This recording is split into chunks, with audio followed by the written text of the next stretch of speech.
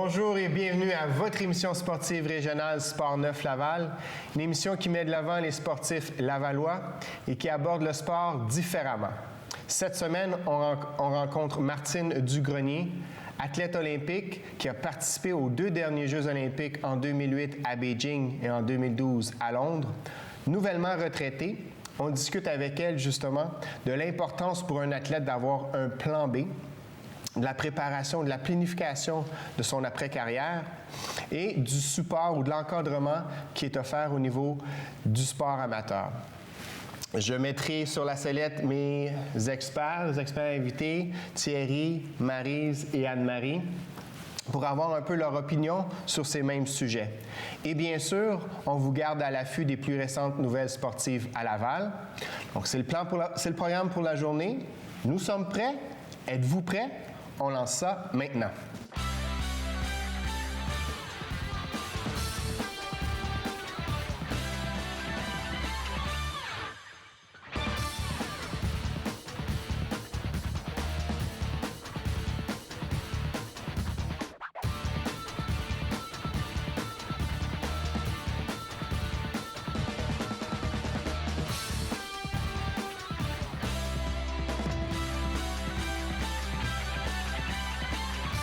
On se retrouve aujourd'hui au Collège Vanier avec Martine Dugrenier, lutteuse olympique. Martine, comment ça va? Ça va très bien, merci. Oui. Donc, tu es rendue ici pour enseigner, c'est bien ça? Oui, j'enseigne ici au Collège Vanier depuis 2009. J'enseigne toutes sortes de cours, comme vous allez voir, un cours de lutte. Donc, à ce moment-là, tu as combiné l'enseignement et la fin de ta carrière olympique parce que tu as annoncé ta retraite simplement là, il y a quelques mois, l'année dernière, si j'ai mon bon souvenir. Oui, en mai 2015, j'ai annoncé ma retraite. C'était un conseil de mon entraîneur. Il a vu qu'il y avait une opportunité pour moi ici de rentrer au collège en 2009. Au début, je ne savais pas comment j'allais combiner le tout parce que j'étais étudiante à la maîtrise aussi. Et il a dit, regarde, tu vas peut-être avoir seulement quelques cours à l'automne. On a seulement les championnats du monde, ils sont au début de la session. Je pense que tu es capable. Puis j'ai suivi ses conseils, puis maintenant, j'ai un pied dans la porte, puis je devrais avoir ma permanence à l'automne prochain. Donc, comme athlète, au niveau, on est très compétitif, on cherche en quelque sorte à aller jusqu'au bout. Quand est-ce qu'on se développe un plan B ou quand est-ce qu'on se dit, le programme, soit qu'il soit un programme de préparation physique ou une diète, une nutrition, ça ne fonctionne pas? Quand est-ce que je fais le changement, en quelque sorte? Mais je pense que l'idéal, c'est pas d'attendre à ce que on soit rendu à ce niveau-là de dire OK, peut-être dans 1 an ou 2, je vais prendre ma retraite, mais c'est de continuer ses études, de prendre peut-être une charge moindre, mais de continuer toujours ses études puis d'avoir le plan B dès le départ.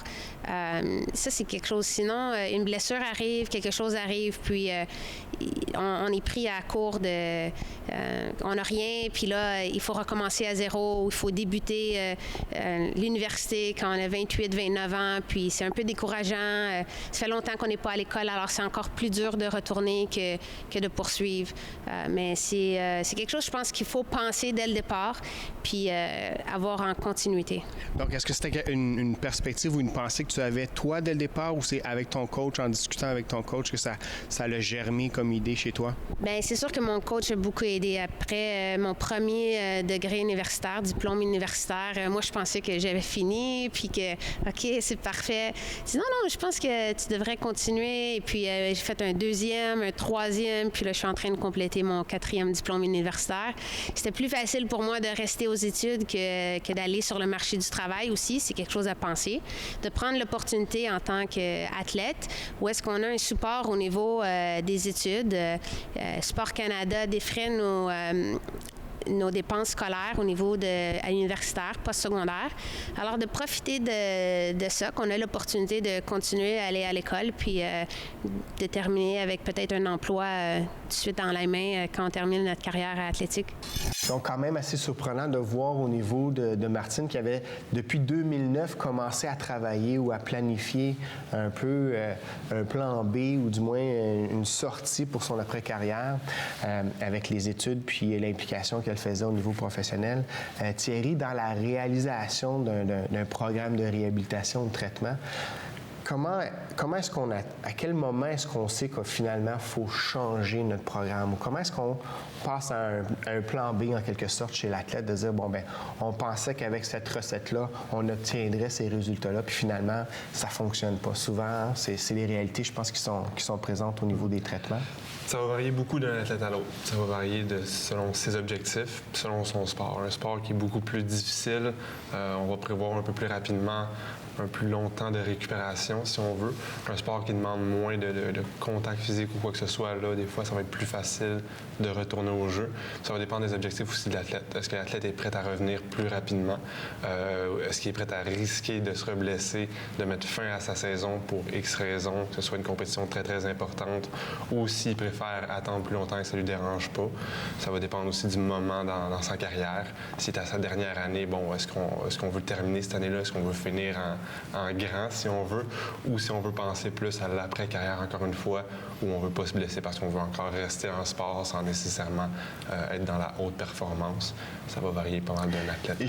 J'imagine qu'au niveau des athlètes, par exemple, souvent, on a un réflexe de vouloir compétitionner, de vouloir garder le cap, de vouloir garder le programme en place. Donc, ça doit être un défi aussi pour toi au niveau de ton expertise à amener l'athlète vers, OK, bon, on va changer quelque chose parce que ça va donner des meilleurs résultats ou on pense que ça va donner des meilleurs résultats. C'est sûr que si on voit qu'un plan de traitement à la base ne fonctionne pas, qu'il n'y a pas de progression, là, on va effectuer des changements parce qu'on ne veut pas poursuivre un plan de traitement qui ne fonctionne pas. Il n'y a pas de raison à poursuivre ce plan-là. À ce moment-là, c'est de s'entendre avec l'athlète, lui faire comprendre qu'on va changer certaines choses, que ça peut avoir un impact sur le retour au jeu. La meilleure façon de faire comprendre à l'athlète, c'est le pourquoi, c'est d'avoir des objectifs à court terme, mais surtout des objectifs à long terme. Qu'est-ce qu'on vise en fin de compte? Est-ce qu'on veut vraiment juste cette compétition-là ou on veut cette compétition-là pour juste rester en forme ou on veut vraiment aller... Je pense que chez un athlète, de vouloir revenir au jeu, ça peut être une motivation qui est peut-être plus facile à apporter un changement. Je pense au niveau de la préparation physique. Maryse, est-ce que c'est une réalité aussi qui... Souvent, on va faire un volume ou une intensité plus importante off-season pour avoir un meilleur impact en pleine saison. Donc, on n'est pas nécessairement à l'affût de voir si le programme fonctionne tel qu'on le voudrait tant qu'on n'arrive pas en saison. Ou est-ce que je me trompe? On a toujours des indicateurs qu'on se donne, c'est ça, au courant de chaque étape d'entraînement dans l'année. Donc, au fil de la planification d'entraînement, on valide continuellement, puis je dirais même qu'on valide à chaque séance, on valide pendant la séance comment on va appliquer soit les plans de préparation de la performance ou les plans de maintien ou les plans de réhabilitation conjointement avec le physiothérapeute aussi quand c'est le cas. Mais il faut toujours avoir une vision, je pense, un petit peu plus long terme, puis se dire que notre plan, il faut être prêt à le modifier en tout temps. Je pense qu'une bonne planification, c'est celle qu'on est capable de modifier à la seconde près quand on voit qu'il y a quelque chose qui fonctionne. Donc, au niveau de la nutrition, est-ce qu'il y a aussi développer des alternatives ou développer des réflexes de dire, OK, bon, ben j'avais une planification, ça fonctionne pas, je développe peut-être une intolérance ou quelque chose qui peuvent... Mais souvent, les athlètes, soit après une blessure ou qui veulent quitter le sport pour XX raisons, il faut les accompagner là-dedans parce que souvent, il faut changer, modifier leur alimentation parce que des fois, si le volume d'entraînement était 20 heures par semaine, ils vont manger pour 20 heures par semaine. Donc, on va diminuer la quantité qu'ils mangent. On va leur proposer d'autres choix alimentaires aussi parce que s'ils sont habitués d'être toujours à l'extérieur au restaurant, bien là, il va falloir commencer à faire de l'alimentation à la maison. Donc, c'est des choses qui n'étaient pas habitués et aussi à être disciplinés. Donc, à tel moment, je prends mes repas. Là, je suis un petit peu désorganisée. Il faut qu'on les réorganise aussi à ce niveau-là. Donc, il y a aussi un impact par rapport à l'après-carrière ou du moins la transition entre un athlète à temps plein puis une athlète qui veut peut-être prendre un peu de recul par rapport à son sport. Oui, vraiment, ça, c'est important de les aider là-dedans dans la planification. Parfait. Pour une deuxième fin de semaine consécutive, les Prédateurs de Laval ont été parfaits en signant 2 victoires, prenant la tête du classement général de la Ligue nord-américaine de hockey. La troupe de Serge Forcier a fait plaisir à ses partisans avec un gain de 5-1 face aux champions en titre, l'Assurantia de Thetford Mines, le 30 octobre au Colisée Laval. Le lendemain, le Blizzard de Trois-Rivières a goûté à la machine offensive des Prédateurs dans un revers de 7-5. Mélissa Lafontaine est la seule de 44 athlètes étudiants de la région de Laval à avoir gravi le podium au championnat provincial scolaire de cross-country à la polyvalente Carrefour de Val-d'Or le 24 octobre dernier. L'étudiante du Collège Laval s'est illustrée en décrochant la médaille d'or dans la classe juvénile. Elle a franchi le fil d'arrivée en montrant un chrono de 15 minutes, 51 secondes aux 4 km. Deux équipes féminines de l'Association de soccer de Monteuil de la classe 2A ont raflé les grands honneurs au tournoi Capital Cup 2015 Seacoast Express présenté au New Hampshire. Le Sparta U12 de l'entraîneur Sabatino Andreoni a été parfait en remportant 4 parties, dont la finale par le pointage de 1-0 face à la formation américaine des Hawks d'Isa Exeter. Pour leur part, les U11 ont vu leur rêve devenir réalité quand les protégés de Sean Rosa ont gagné la finale en tir de barrage 2-1 contre les Capital Girls. Martine, tu avais déjà planifié ton après-carrière, ou du moins tu avais entamé des démarches en ce sens-là. Comme athlète, quand est-ce qu'on prend la décision? Ou est-ce que c'est une décision qui est facile à prendre, de un, quand on la prend pleinement, mais quand elle vient suite à une blessure, j'imagine que la dynamique n'est pas la même non plus? Non, c'est très difficile. Je pense qu'on n'est jamais vraiment prêt à ça, à moins qu'on ait tout accompli, nos objectifs. Puis je pense que ça, c'est rare que ça arrive parce que comme athlète, on veut toujours aller plus haut et plus haut. Et on pense que, tu sais, on s'entraîne 30, 35 heures, des fois 40 heures semaine, puis on dit, après, on va être bien. Mais on manque cette adrénaline-là, on manque ce goût de compétition. On tombe dans la vie normale de tous les gens, où est-ce que c'est un train-train quotidien, mais il manque quelque chose un petit peu à ça. Alors, quand ça arrive à cause d'une blessure, on sent qu'on aurait pu faire plus, on sent qu'on aurait pu continuer notre chemin comme athlète, puis bien, il faut juste l'accepter, en fait. Il faut juste regarder derrière, voir tout ce qu'on a eu la chance de faire, puis bien, apprécier ces moments-là qu'on a eu, apprécier l'opportunité qu'on a eue que les autres n'ont pas eu non plus. Et comme athlète aussi, on se prépare, hein? On prépare nos saisons, on prépare nos cycles olympiques. Est-ce que tu penses qu'il y a une préparation à avoir justement au niveau de l'après-carrière aussi? Bien, c'est sûr. Comme on a dit, de continuer ses études, d'avoir un plan. Des fois, il y a un plan de dire, OK, mais moi, je vais faire un cycle encore de 8 ans en sport. Quand est-ce que je peux terminer mes études? Pas besoin de rusher à terminer notre diplôme universitaire, puis d'essayer de le terminer peut-être au même moment. Comme ça, quand on va faire nos stages, bien, on peut avoir un poste ou l'emploi tout de suite après. Mais c'est de préparer, oui, de savoir que ça s'en vient. Des fois, de préparer au niveau financier, d'avoir une petite idée. Je pense que le COC s'en vient très bien avec ça aussi. Il commence déjà à parler avec les athlètes un cycle en avance. Ils nous rassemblent ensemble de discuter. Certains athlètes, comment ça s'est passé leur transition. Puis ces groupes de discussion-là aident beaucoup à nous aider pour dire on n'est pas tout seul à vivre ça, parce que c'est sûr qu'on vit un deuil. On vit un deuil de dire on ne pourra plus compétitionner, on ne pourra plus être l'athlète qu'on était. Alors, ce deuil-là, on doit passer à travers, puis bien de dire que dans le fond, même les médaillés olympiques, même les médaillés d'or olympiques ont passé à travers ce deuil-là. Bien, c'est de dire, OK, bien, c'est une étape à passer, mais allons-y. Donc, ce que je comprends bien, ce que tu dis, c'est justement, c'est pas nécessairement parce que c'est je choisis d'arrêter ou j'ai une blessure qui me demande d'arrêter. C'est que même dans un événement positif où ce que je vais aller chercher une médaille, où je vais avoir un résultat olympique, j'ai quand même un arrêt à apporter à ma carrière, puis à dire, OK, là, il faut que je passe à d'autres choses. Oui, c'est ça. Il va y avoir un arrêt à faire, puis l'arrêt va se faire à un moment donné. Ça peut être, comme on a dit, ta propre décision, qui est parfois peut-être plus facile au départ à prendre, mais cet arrêt-là, ce deuil-là va devoir se faire à un moment donné. Donc, je discutais avec Martine par rapport à justement la planification d'un cycle olympique. Souvent, on va avoir des athlètes au niveau de la haute performance qui vont s'engager sur un 4 ans, 8 ans, 10 ans pour amener à performer à ces niveaux-là.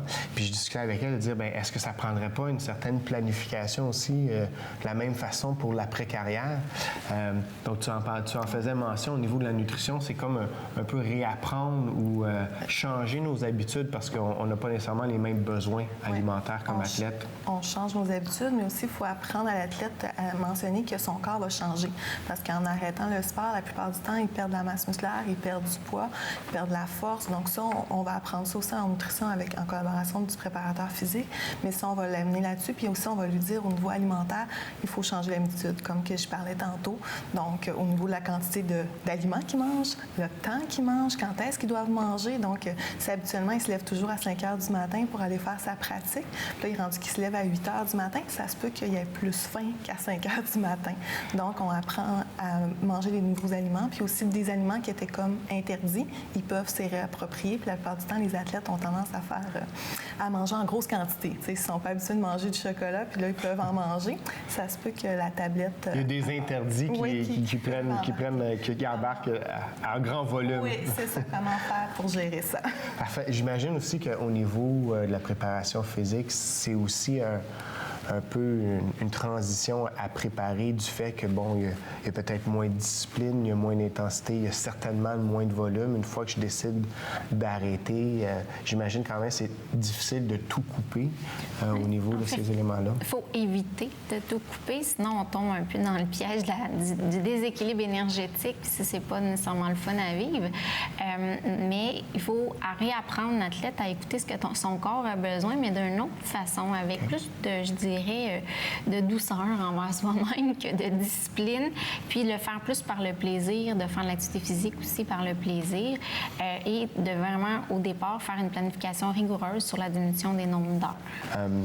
Dans le cadre de Martine, c'est une blessure qui a en quelque sorte mis fin à sa carrière. Donc, j'imagine que c'est un élément aussi au niveau de la réhabilitation sur lesquels on peut peut-être travailler ou que tu vas avoir, parce que décider d'arrêter, c'est une chose, mais avoir mon corps qui décide pour moi, j'imagine aussi que c'est une autre réalité. C'est sûr que là, il y a des petits défis qui rentrent en compte parce qu'on parle de laisser aller au niveau de la nutrition ou de l'entraînement, mais c'est le même principe au niveau de la réadaptation. Souvent, ils vont se présenter en clinique, mais ne font pas plus leur exercice à la maison parce que l'objectif ne sera plus de retourner au jeu. L'objectif ne sera plus le même. C'est de poser d'autres objectifs à ce moment-là. Le défi aussi souvent qui arrive, c'est que le joueur a caché certaines blessures, certains bobos pendant la compétition, arrive à la retraite, si on veut, puis là, les bobos ressortent un peu plus, justement, parce qu'on ne s'entraîne plus, on mange moins bien, les douleurs... Moins d'adrénaline aussi. Exactement. Le défi, c'est de, oui, aider à récupérer, mais dans un autre objectif, parce que c'est pas de retourner au sport, mais c'est de retourner à la fonction carrément. Ça dépend aussi de lui. Est-ce qu'il a arrêté complètement son sport ou est-ce qu'il a continué à un certain niveau? Et Martine nous mentionne qu'il y a un deuil à faire aussi, hein, que ce soit, elle me le mentionne aussi, même dans une perspective où j'ai atteint mes objectifs, j'ai atteint mon podium, j'ai atteint ma médaille. Une fois que je termine, donc au niveau psychologique, il y a vraiment un détachement, il y a vraiment un deuil à prendre qui souvent, je trouve qu'on va escamoter dans la fin de carrière parce qu'on perd nos repères, on n'est pas nécessairement conscient de l'impact que ça peut avoir après ça au niveau personnel, individuel, de tout réorganiser ces éléments-là. On a tellement été dans notre sport 15 ans, 20 ans qu'il faut se donner la chance puis le temps de revenir dans une certaine normalité de vie. Au niveau justement de l'encadrement, du support qu'on peut donner au sport amateur, est-ce que tu trouves qu'on fait des bonnes choses? Parce que tu trouves qu'on aurait des améliorations à apporter? Il y a, tu sais, par ton expérience au niveau olympique, je sais qu'il y a beaucoup de services, mais quand on regarde au niveau de la relève, qu'est-ce que tu penses qui est bien fait puis qui pourrait être mieux fait? Bien, je pense qu'on s'en vient vers ça. Je pense qu'ils essaient de donner les mêmes services que les athlètes de haut niveau ont dans les régions maintenant. Alors, Sport Laval ou Laval Excellence, c'est un bon exemple où est-ce qu'ils essayent que les jeunes aient justement la physio, un préparateur physique, un préparateur mental, une nutritionniste, qui commencent un petit peu à travailler avec des gens et non pas juste avec l'entraîneur. Parce que, moi, je l'ai dit, là, j'ai gagné des médailles, les championnats du monde, mais j'avais une équipe derrière moi. C'était moi qui gagnais la médaille sur le tapis, mais sans l'équipe qui était derrière moi, c'est quelque chose qui n'était pas possible. Puis si on n'apprend pas à travailler avec une équipe quand on est jeune, mais c'est difficile après quand on arrive, quand on est plus vieux, d'avoir toute cette équipe-là, de gérer un petit peu cette information-là qu'on a avec tout le monde. Donc, on devient un meilleur athlète. Est-ce que tu penses que ça fait nécessairement de nous un bon coach? Parce que souvent, on va garder dans les athlètes qui vont justement préparer leur après-carrière, on va rester un pied dans le milieu du sport. On a la volonté de vouloir redonner, de vouloir rapporter ce qu'on a gagné. Est-ce que ça fait nécessairement de nous un bon coach? Moi, je pense pas. Je pense pas qu'un bon athlète est nécessairement un bon entraîneur. On a de l'expérience et on a de l'apprentissage à faire. Des fois, on fait quelque chose instinctivement comme athlète qu'on n'est pas capable d'expliquer comment on faisait les choses. Et je pense que souvent, c'est les athlètes qui ont travaillé très, très, très dur pour atteindre le haut niveau qui sont encore plus capables d'expliquer à les autres comment atteindre ce niveau-là. Mais encore là, c'est pas juste au niveau technique qu'on doit être bon, c'est dans toutes les sphères de l'athlète et de travailler en équipe et tout. Puis, comme entraîneur, je dois dire que j'apprends beaucoup présentement. Puis, je dis souvent à mes athlètes, hey, donnez-moi une chance, là. Je suis débutante, là. Je suis encore nouvelle. Je suis encore nouvelle, oui. Mais eux, ils le voient pas comme ça, c'est sûr. Mais c'est sûr qu'on a un autre bagage d'expérience que des fois les autres entraîneurs n'ont pas. Mais c'est d'apprendre à mettre le tout ensemble. Puis ça prend beaucoup d'années d'expérience aussi. Cette saison-ci, qu'est-ce qu'on te souhaite pour connaître un succès ou pour connaître une réussite? Bien, c'est de continuer d'avoir des très bons étudiants avec moi. On a les essais olympiques canadiens déjà au mois de décembre au niveau de la lutte. On a quelques athlètes, alors je vais être là plus en support. Je ne serai pas l'entraîneur principal, mais de là aller apprendre aussi. Puis, bien, de continuer à monter au niveau de l'équipe nationale comme entraîneur. Bien, je te le souhaite, je te remercie pour ton temps et ton hospitalité ici aujourd'hui. Ça me fait plaisir, merci. Alors, on discutait avec Martine du fait que oui, au niveau de la haute performance, souvent le soutien est là pour le développement, pour la performance chez les athlètes. Elle parle de développer des habiletés à un plus bas âge ou plus tôt dans la carrière. Je pense qu'à Laval, avec Excellence Sport Laval, on a un organisme justement qui voit à soutenir le développement. Maryse, dans le cadre de tes services, de ton expertise, comment est-ce que tu vois ce rapport-là avec le sport amateur puis un peu la prise en charge au niveau des jeunes athlètes? Pour l'avoir vécu plusieurs fois, souvent ce que les athlètes vont faire, c'est qu'ils vont se réorienter de façon un petit peu plus, disons, ludique vers une autre discipline qui les a déjà interpellés, par exemple, d'aller vers la course à pied ou d'aller dans une discipline complètement différente de ce qu'ils ont l'habitude de faire, puis d'y aller d'un point de vue un petit peu plus mis en forme. Comme je disais tout à l'heure, de retrouver un peu le plaisir de juste bouger. Puis ça m'est arrivé d'encadrer des athlètes dans leur fin de carrière comme ça. Puis je pense que pour ces athlètes-là, ça s'était quand même assez bien passé parce que c'est sûr qu'ils n'étaient pas au niveau olympique comme Martine était. Donc la marche est encore plus grande. Puis je pense que l'encadrement doit être un peu plus large encore de ce qu'on offre à un athlète qui n'est pas rendu nécessairement à ce niveau-là pour l'aider à la descendre, la marche. Là. Bien, je pense qu'au niveau aussi, l'objectif qui est visé en quelque sorte par un organisme comme Excellence Sport Laval ou pour les organismes qui soutiennent le développement, c'est justement d'aller au-delà de la haute performance puis de développer des habiletés qui vont pouvoir être transférées dans d'autres sphères de la vie. Donc, il y a quand même un intérêt et une motivation à offrir des services comme les tiens ou à développer des habiletés chez les jeunes athlètes. De plus en plus, je pense que c'est présent puis je pense qu'on a à se féliciter de ça, là, parce qu'il y a quand même des histoires pas du sport agréable qui ont été vécues par des athlètes en post-olympique, si je peux dire. Là. Mais là, aujourd'hui, je pense qu'on est mieux outillés pour intervenir. Parfait. Toi, Anne-Marie, au niveau justement du support ou de l'implication que tu peux avoir au niveau des jeunes athlètes, est-ce que tu vois justement une amélioration du support, une meilleure présence d'expertise ou d'intervenants? Oui, bien souvent, nous, on est impliqués dès le début du sport pour faire des ateliers de cuisine, par exemple, juste au niveau de la base de l'alimentation, savoir c'est quoi la différence entre les glucides, les protéines, les lipides. Donc, on va faire des conférences. C'est quoi qu'avant, qu'il n'y avait pas quand j'étais athlète? athlètes. On n'avait pas ça d'emblée.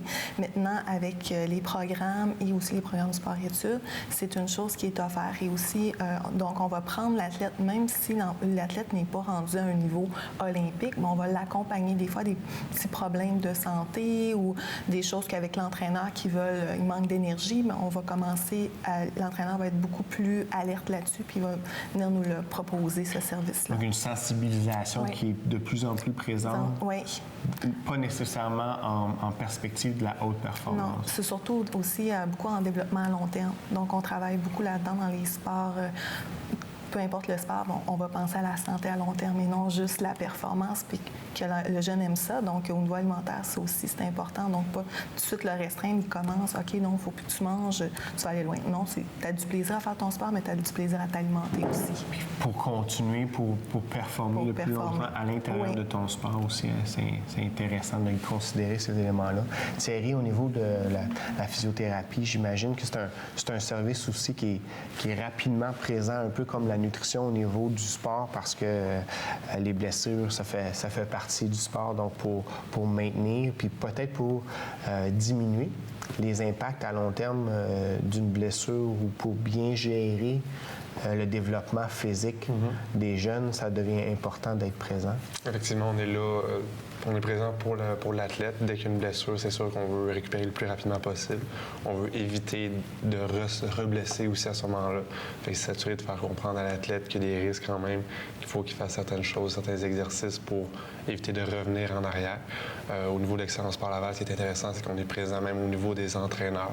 Par des conférences, on peut juste donner un peu d'informations pour essayer de prévenir certaines blessures ou pour être présent dès le moment de la blessure. Parce que des fois, ça peut prendre quelques jours entre le moment de la blessure et la visite en clinique. Des fois, ça peut être assez utile que déjà l'entraîneur sache un peu comment réagir par rapport à certaines blessures. Donc, c'est intéressant de voir que justement le milieu, l'environnement prendre les ressources et encadre de façon intéressante les jeunes, même les jeunes athlètes en bas âge et à un des niveaux moins importants que la haute performance. L'implication bénévole des 10 dernières années de Ronald Asselin au baseball mineur 2A a été soulignée de belle façon le 23 octobre dernier. Le résident de Fabreville est le lauréat du prix du bénévole en loisirs et en sport Dollard Morin, décerné par le gouvernement du Québec. Sa candidature a été soumise au Conseil régional des élus pour la région de Laval. 4 athlètes lavallois figurent parmi les récipiendaires du programme Bourse Saputo. Florence Laroche et Mohamed Touré en soccer, ainsi que Félix Dolci en gymnastique, ont tous reçu une bourse de 2000 $, alors que la cycliste Joëlle Numainville a mis la main sur 5000 $. Alors, je tiens à remercier Martine, notre invitée de la semaine, de même que mes experts collaborateurs Thierry, Maryse, Anne-Marie. Toujours intéressant de discuter puis de regarder les réalités de nos jeunes sportifs lavallois et de voir l'impact qu'on peut avoir au niveau de leur encadrement. Vous voulez revoir l'entrevue ou peut-être réécouter certaines portions de notre émission? Je vous invite à vous abonner à la chaîne YouTube de la Télévision de Laval. Ainsi, vous aurez accès à tous nos archives et vous pourrez écouter toutes les émissions désirées.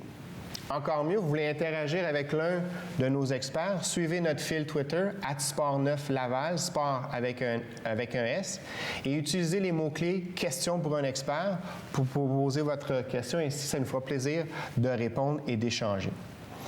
Je vous remercie de votre présence. Je vous invite à un autre rendez-vous sportif. Je vous dis à la semaine prochaine.